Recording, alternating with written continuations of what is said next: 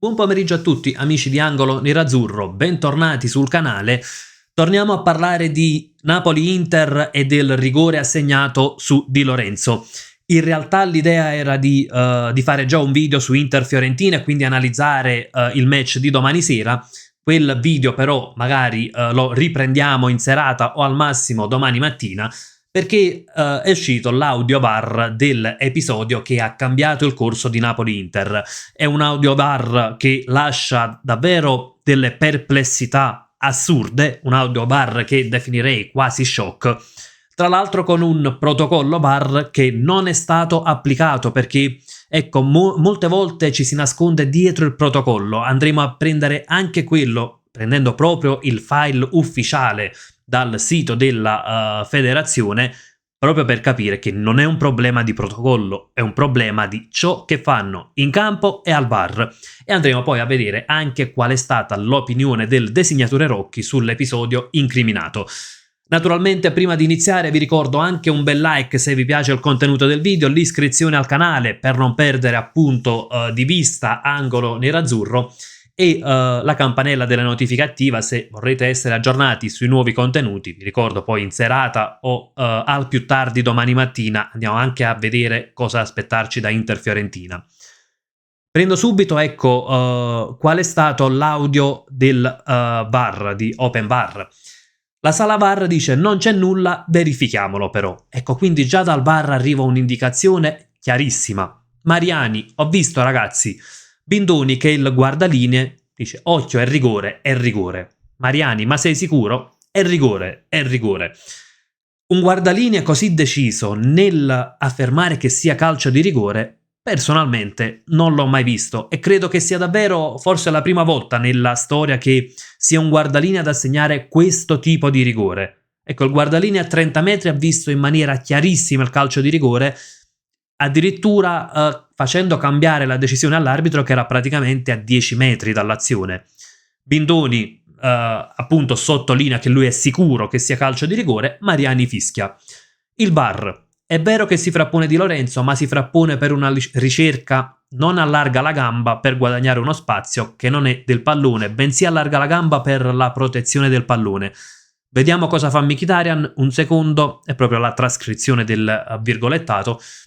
Guarda il viso di Di Lorenzo che è sul pallone, un secondo Mauri, sto verificando. Ragazzi, non possiamo levarlo perché c'è un contatto e non possiamo entrare nell'intensità del contatto. E quindi la dinamica è che lui non si allarga per cercare, lui cerca solo di proteggere il pallone.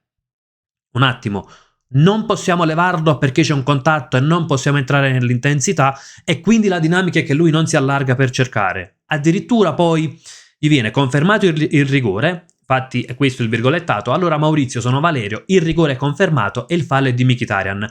Se ti dicono che Di Lorenzo allarga la gamba, non allarga la gamba ma protegge il pallone. Ora, il VAR è partito con l'idea non c'è nulla, valutano l'episodio, poi c'è la frase che secondo me colpevolizza soprattutto la sala VAR, oltre al guardalinee che ha fatto un qualcosa che non era suo compito. Ragazzi, non possiamo levarlo perché c'è un contatto e non possiamo entrare nell'intensità del contatto. Ma è vera questa frase? Andiamo a prendere proprio, ecco, il regolamento del gioco del calcio e andiamo a leggere appunto. Un controllo come avviene, il VAR controlla automaticamente il filmato per ogni decisione, episodio di possibile o effettiva rete, calcio di rigore o espulsione diretta o un caso di scambio di identità. Leggiamo il punto successivo. Il VAR può fare un controllo a velocità normale e o al rallentatore, ma in generale dovrebbero essere usati replay rallentati per situazioni come ad esempio posizione dell'infrazione o del calciatore, punto di contatto per infrazione fisica e fallo di mano. Questo è il punto fondamentale. La velocità normale dovrebbe essere usata per l'intensità di un'infrazione o per decidere se c'è stato un fallo di mano. Dovrebbe essere usata per l'intensità di un'infrazione. E quindi cosa significa che il VAR non può intervenire per valutare l'intensità se c'è stato un contatto? E qui quindi c'è una serie di errori, quindi c'è l'errore del guardalinee che fa cambiare decisione all'arbitro, un arbitro che aveva scelto di non assegnare il calcio di rigore e una sala VAR che stava confermando la decisione inizialmente. Il guardalinee fa cambiare la scelta, l'arbitro fischia, pur non essendo convinto naturalmente di quel fischio. La sala VAR controlla e non richiama l'arbitro. In realtà anche lì c'è l'errore, perché se l'arbitro non è sicuro, infatti ecco possiamo andare a vedere anche il punto successivo, la revisione. L'arbitro può avviare una revisione per un potenziale errore chiaro ed evidente o un grave episodio non visto quando il VAR raccomanda una decisione e l'arbitro sospetta che qualcosa di grave non sia stato visto. Ecco, l'arbitro il sospetto ce l'ha perché non stava fischiando. Il VAR, che era partito con l'idea che quello non fosse calcio di rigore, doveva quantomeno chiamare l'arbitro al VAR. Ecco, io non voglio andare sul complotto, non sto dicendo che ci sia un complotto a favore del Napoli, che ci sia una calciopoli a favore del Napoli, assolutamente no.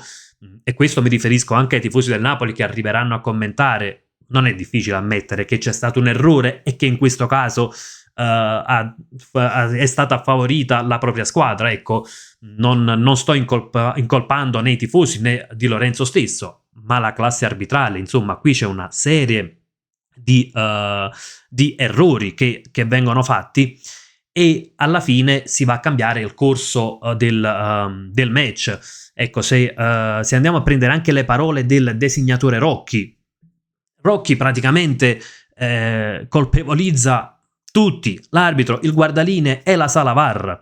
Leggiamo infatti proprio il virgolettato e Rocchi dice: noi stiamo cercando di trasformare gli assistenti in piccoli arbitri, perché il fuorigioco oramai è automatico, ma non mi è piaciuta per niente l'ingerenza di Bindoni che è andato oltre quello che gli abbiamo chiesto di fare. Abbiamo chiesto agli assistenti di intervenire su cose 100% chiare e nell'area di competenza loro, non certo in questo caso, poi con un arbitro in controllo.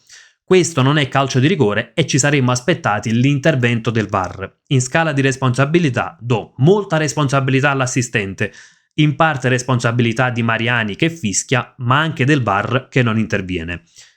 Rocchi poi aggiunge: non è assolutamente vero che se c'è un contatto non possiamo intervenire e non è quello che vogliamo sentir dire, perché se il contatto è lieve si interviene. Noi vogliamo rigori chiave e gol tolti solo per episodi chiari. Vogliamo invece grande rigidità su falli violenti e grave condotta di gioco. I rigori cambiano le partite, la soglia deve essere alta e questo rigore è sotto soglia. È un qualcosa che io spesso ho sottolineato: il rigore è la massima punizione nel gioco del calcio ed è un qualcosa che va a cambiare 9 volte su 10, o meglio statisticamente 3 volte su 4 proprio. Ecco, se proprio vogliamo essere precisi nei numeri, va a cambiare il corso della partita, va a cambiare il punteggio e a volte possono cambiare anche i campionati. Quindi deve essere un qualcosa di chiaro, qualcosa di netto, un fallo che c'è stato e non un qualcosa di un calciatore che furbamente va a cercare il contatto. E se poi i risvolti sono questi, se poi arbitro, guardalinee e VAR agiscono in questo modo, ha anche ragione il calciatore che furbamente prova ad avvantaggiare la sua squadra. Quindi io ribadisco, il problema non è stato l'errore soltanto in sé, perché magari l'arbitro poteva essere richiamato all'on-field review, magari riguardava l'azione in quel momento, in quei pochi secondi, un minuto, perché su per giù è quello il tempo che l'arbitro si prende per decidere, poteva avere una sensazione diversa e poteva assegnare il calcio di rigore. Qui siamo di fronte ad un errore che è stato indirizzato dal guardalinee, inizialmente una decisione che era stata corretta, poi il guardalinee la fa cambiare ed una sala VAR che non interviene. Ed in più torniamo al solito problema: il VAR è un ottimo strumento perché il VAR aiuta sicuramente. Il problema è che ha tolto personalità agli arbitri. Mariani, che prima era sicuro che non fosse calcio di rigore, viene richiamato dal guardalinee, fischia. Insomma, il dubbio viene che forse Mariani aveva lasciato correre lasciando un punto interrogativo, pensando magari il VAR poi interviene. E poi in questi casi il VAR d'altra parte non interviene perché c'è stato contatto e perché non si valuta l'intensità. Insomma, ancora una volta ci troviamo di fronte ad un protocollo che, come abbiamo visto, non è così assurdo, sembra anche abbastanza chiaro. Il problema è che viene applicato male, o forse non viene proprio applicato. Il VAR può intervenire sull'intensità e deve intervenire quando ci si rende conto che non è calcio di rigore, a maggior ragione se il VAR stesso inizialmente era partito dicendo non c'è nulla, però controlliamo. Insomma ragazzi, è stato effettivamente un un altro weekend, quello passato, assurdo per la classe arbitrale. Fatemi sapere anche cosa ne pensate nei commenti, anche in seguito appunto, ecco, all'audio che è uscito fuori dal bar di Napoli-Inter. Insomma, come al solito sfruttiamo la sezione commenti anche per confrontarci, ed io come sempre vi lascio con un gran bel Forza Inter.